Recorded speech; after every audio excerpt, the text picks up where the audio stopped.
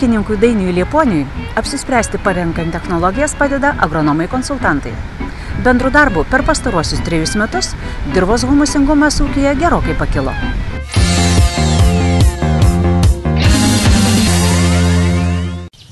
Dainiaus Lieponiaus ūkis Pasvalio rajone. Išgirdus tai ne vienam šmėsteli mintis – geros žemės, puikūs derliai. Tačiau Dainiui tenka dirbti ir beveik smėlį, ir kietą molį.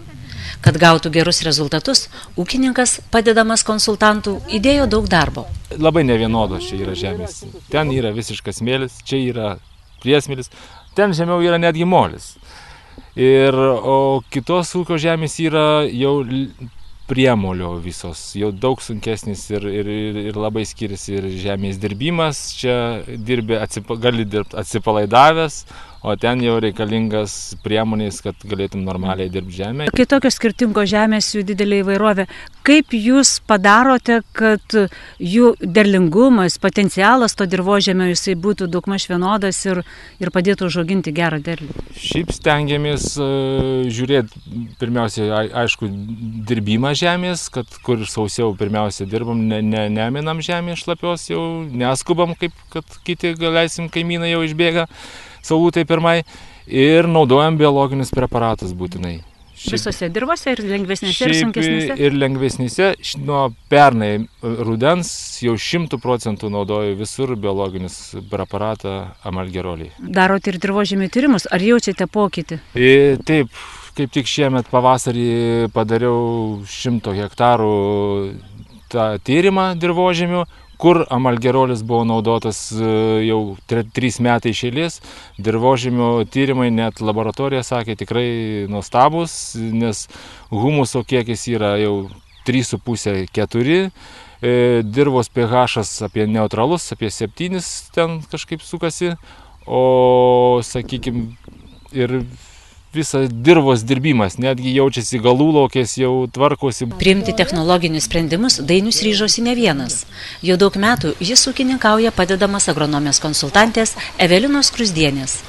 Tad gerėjantis ūkio rezultatai jų abiejų bendro darbo rodiklis. Labai gerai, kai konsultantai yra, ypač bendrauju jau senai su kustodija, 7 metai kažkur tai, ir esu labai patenkintas bet kada, bet kokiais klausimais konsultuojamės, pasitarėm, atvažiuoja į vietą, ar ten telefonu, jeigu kas nuvežu mėginį, sprendžiam klausimus.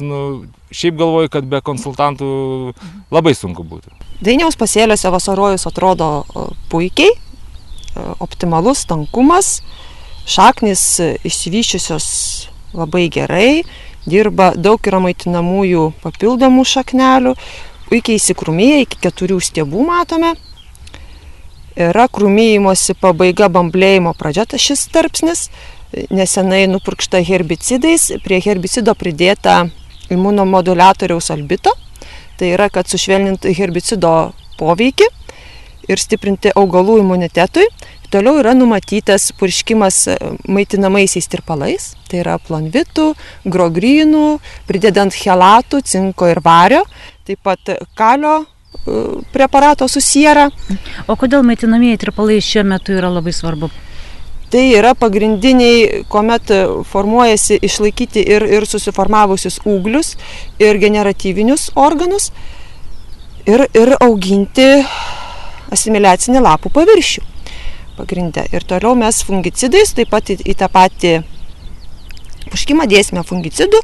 Tai bus tiesiog profilaktinis purškimas, nors ir dabar jau matome yra pati pradžia dryžligės dėmelių, tai bus apsauga nuo dryžligės ir miltligės. Dainius jaučia, kad žemė, pamaloninta biologiniais preparatais, atsidėkoja. Derlius užauga neblogas, vidutiniškai 6–7 tonos iš hektaro. Ankštiniai augalai šiemet daugeliui ūkininkų yra išbandymas, nes anksčiau nebuvo jų tiek daug auginama, o jūsų ūkyje ar seniai auginami ankštiniai? Ankštiniai, konkrečiai pupas auginam šiemet 1 metai, tik tai norėjom išbandyti, kadangi čia tos programos visos žalinimo, o žirnius auginam jau 4 metai. Mes pernai net labai daug turėjom, apie 50 hektarų turėjom žirnių pasisėję, taip kad nesiskundžiam jais ir esam patenkinti. Iš tikrųjų nėra problemų su jais auginti, tik reikia dirbti. Auginti tai turbūt ūkininkams mažiausiai problemų kyla, jei ne patys viską žino, tai konsultantus turi, o kaip sekasi parduoti? Su žirniais tai bent jau čia šitam krašte pas mums nėra didelių problemų, o su pupom kol kas nežinau, šiemet gali būti, gal ir bus problemas, nors supirkėjai kalba, kad jie sprendžia tas problemas. Ankštiniai augalai ypatingos priežiūros nereikalauja, nors apsaugos priemonės yra ir brangesnės.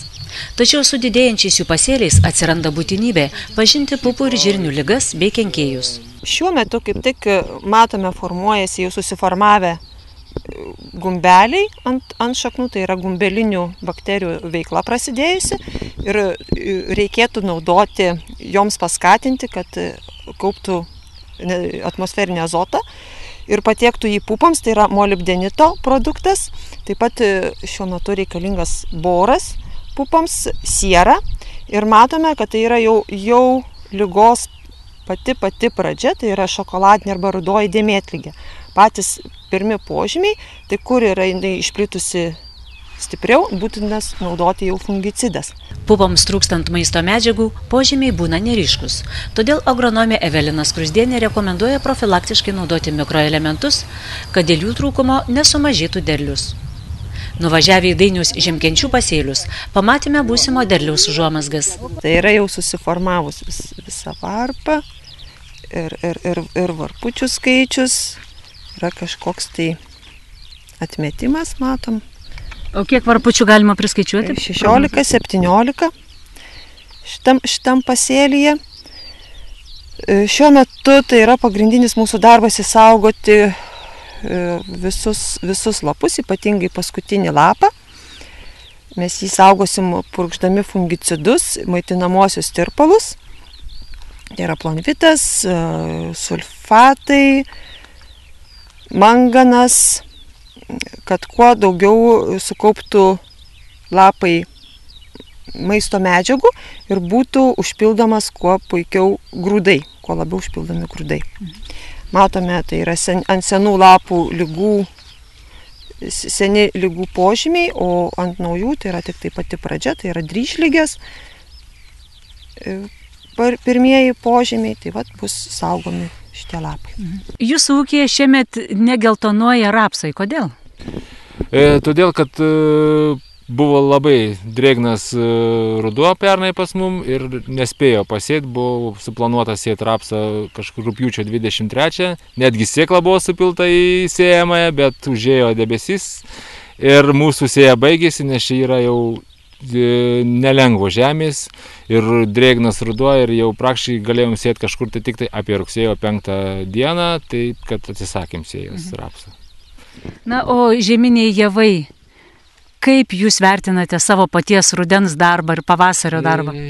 Šiuo metu esu pasėliais patenkintas, nes kadangi yra atsiliuojami, daug atsiliuojami, tai vat ir minėjom, čia šitas laukas ypač buvo toksai paprastis, bet naudojom iš rudens amalgerolį ant šiaudų ir tikrai vat šiuo metu, kaip matot, gan neblogai viskas kol kas atrodo.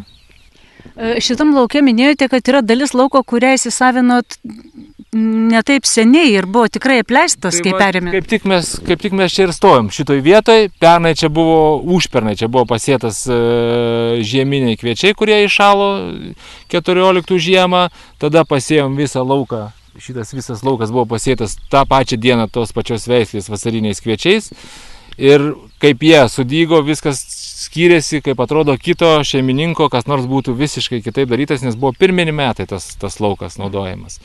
Tai stipriai panaudojom čia biologinius tuos preparatus ir kaip mato, šiandien nesiskiria, skiriasi tik tai veisliai. Darydamas dirvožemio tyrimus, Dainius Liepuonius atskirai ištyrė šį lauką ir po metų naudojant amalgerolį rezultatai stulbino. Dabar tam konkrečiai laukia humusas virš 4. Tai va, taip, kad viskas čia gerai. Tai kur dėsite tai humuso turėdamas Pasvalio rajone? Tai gerai, mažiau naudosim trąšų, mažiau kenksim gamtai ir turėsim gerą derlių.